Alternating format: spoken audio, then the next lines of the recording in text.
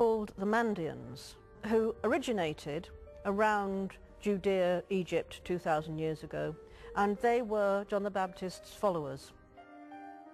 The Knights might have been following a cult, sometimes called Johnites. But it's what Picknett says next that might have doomed the fearless Knights.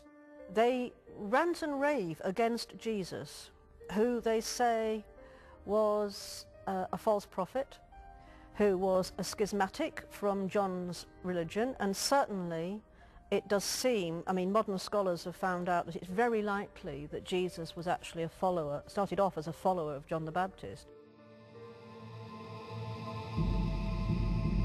Whatever the reason, the Templars soon grew more secretive, holding surreptitious meetings in hidden locations, much like Dan Brown's path of illumination. A growing allegiance to John the Baptist, along with their wealth and power, made the Knights the greatest threat the Vatican had ever seen. The Knights Templar refused to acknowledge superiority of anybody. They were becoming amazingly arrogant.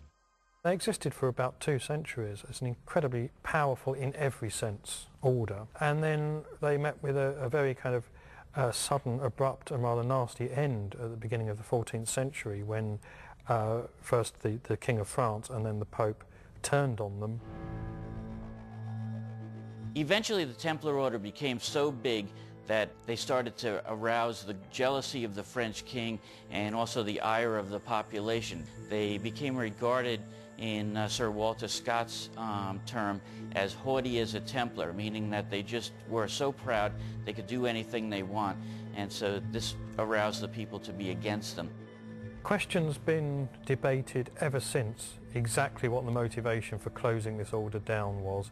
The standard reason that's given is that the King of France simply wanted their money. The reasons they were given at the time for them being suppressed was that they were the heretics and blasphemers. On October 12, 1307, the Knights Templar saw the end coming.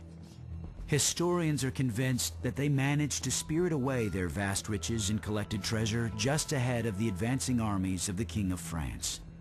These wagon trains full of treasure were brought to the harbor of La Rochelle, and from there they were loaded on 17 Templar ships, which basically disappeared from history. The next day, Friday the 13th, armies of French soldiers arrested all the Templars at every temple that they could find. And then killed them at the stake. Many were burned alive. To this day, some 700 years later, many people still fear Friday the 13th. But by 1307, when the last Grand Knight of the Templars was burned, the purge was complete. King Philip of France now had the funds to launch his war against King Edward I of England. But was the purge successful? Historical authorities like Jim Marrs think otherwise. It wasn't very effective because the Knights Templars had plenty of warning that this was going to happen. In fact, they only rounded up a handful of them. Most of them had fled or had simply changed clothes and blended themselves into the general population. From here, the mystery deepens. What happened to the surviving Knights Templar with their immense treasure and contempt for the Church? Did their descendants become the Illuminati?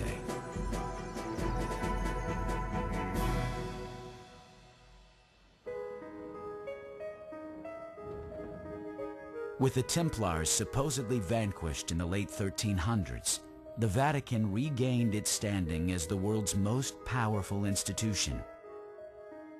But over time, a more formidable threat to the Vatican came into being: science.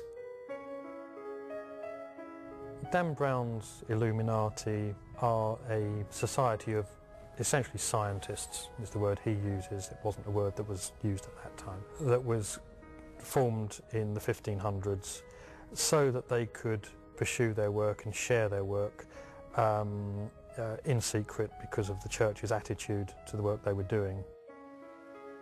Betty Ann Brown, an art history professor, feels that early scientists, astronomers, and even artists were the first to challenge the Vatican's view on man and nature.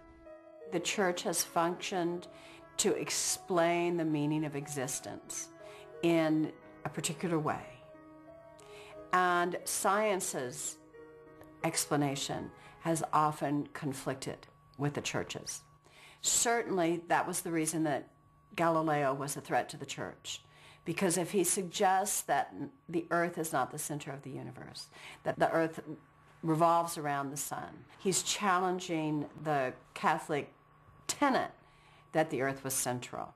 There were supporters of Galileo within the Church who disagreed with the view that if he was right, it proved these passages of the Bible to be wrong, on theological grounds. So yes, there were those who backed him, but obviously it's the Pope's word that goes at any given time. The Renaissance became a dangerous time to be a scientist. Many paid with their lives, including Giordano Bruno, a brilliant scientist and a follower of Copernicus. He was imprisoned in the very same church as was Dan Brown's heroine, Castel di Sant'Angelo. One of the prime examples of the Church coming down hard on scientific thinkers was the story of Bruno, who was a bit of an extremist in some of his views. Bruno was famous throughout Western Europe for developing memory skills, a sensational theory in 1576. And because he believed, like Copernicus, that the earth revolved around the sun, he became an enemy of the Church. The Church taught that the universe revolved around the earth. And so the Church arrested him and imprisoned him for almost 8 years, I believe, and tried to convince him to recant his teachings, and he refused, and in the year 1600 he was burned at the stake. Galileo could have faced the same fate. Like Bruno, he too was put on trial, twice, for his scientific studies. These trials were a central part of angels and demons' plot. The story of Galileo is very often misunderstood. There are two trials regarding Galileo. One occurred in 1616, in which he was taken before church officials because he upheld the Copernican theory at that time, that the earth revolved around the sun and that the earth was not the center of the universe. At that time, during his first trial, he was brought there by the scientists from Italy.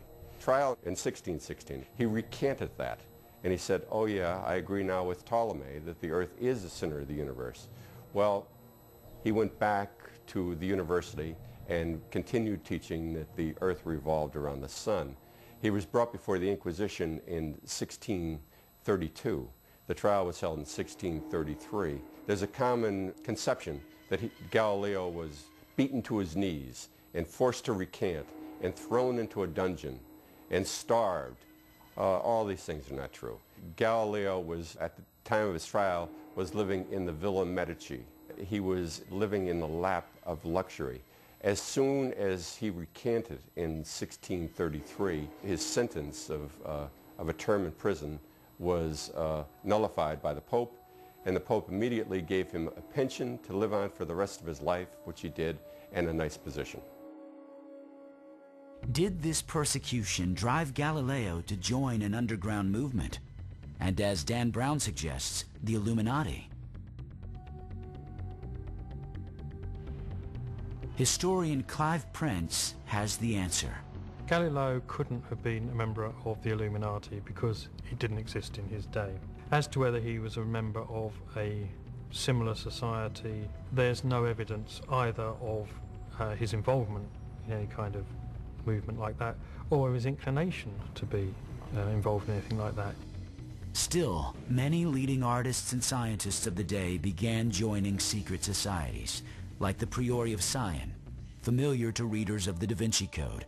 As far as I can tell, Leonardo da Vinci and Isaac Newton were both members of the Priori of Sion, but definitely with da Vinci, he was into a lot of strange stuff. He was kind of a polymath. And so it makes sense that he would be into that, and he was very much into, in terms of his paintings and his drawings, there was a lot of stuff that people still don't know exactly what it means, and it probably points to maybe his membership in this or some other group of, secret people. Well, in Angels and Demons, the idea behind